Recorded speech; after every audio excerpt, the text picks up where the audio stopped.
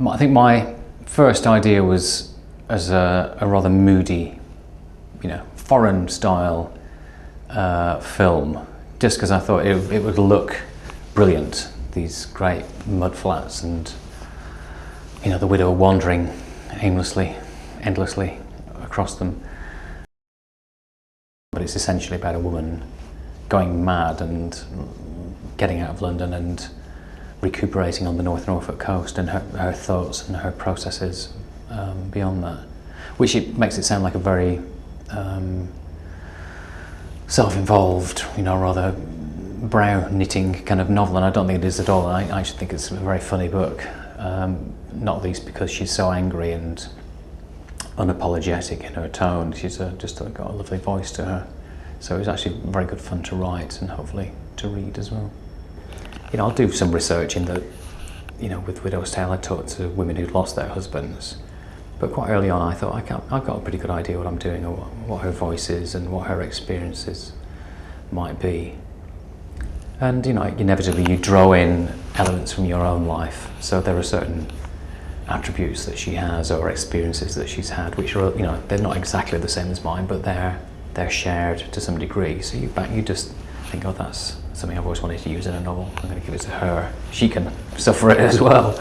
On the whole, inevitably it's been mainly women that I've given the book to, because I was curious to see if they could read it as a properly fully formed woman who was outside of me. And my sister actually has been was most interesting in that she said, I find it very funny. Is it meant to be funny? I think she was slightly worried that she'd found the book very funny and this might upset me, that I'd meant it to be quite an earnest literary exercise. But that's been the most gratifying thing, that the humour in her and in her language and her vernacular, I think that's kind of come across. But I think those elements work well together, desperation and a sort of rather black sense of humour work nicely side by side. Or, people who are suffering are often quite self-deprecatory and have got quite a black sense of humour. They're quite capable of moments of great irony and humour, I think, when people are having a desperate time. So that's probably the most pleasing thing, the fact that people get her and get what she's going through. But yeah, the fact that they seem to believe in her. Quite early on when I was writing the novel, she felt fully formed and independent of me in all sorts of ways. So I'm pleased that people seem to have been convinced by her. I can see the logic of J.K. Rowling not having her first names on her books, because she wanted boys as well as girls to read the Harry Potter books. And there were times when I was first starting working on it, I kept thinking it's going to have Mick Jackson on the front of the book, and I just wondered whether that would interfere with people's reading of the book.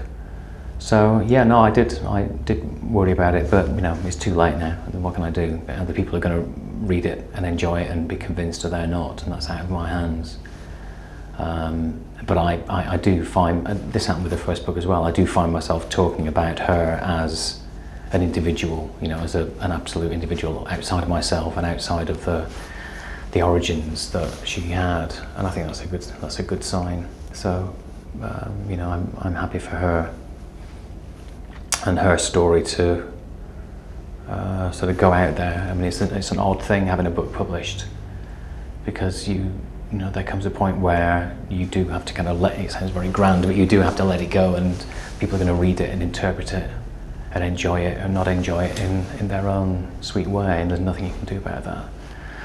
And that's bound to be a good thing. That's why you write books, so that other people have their own experiences with them.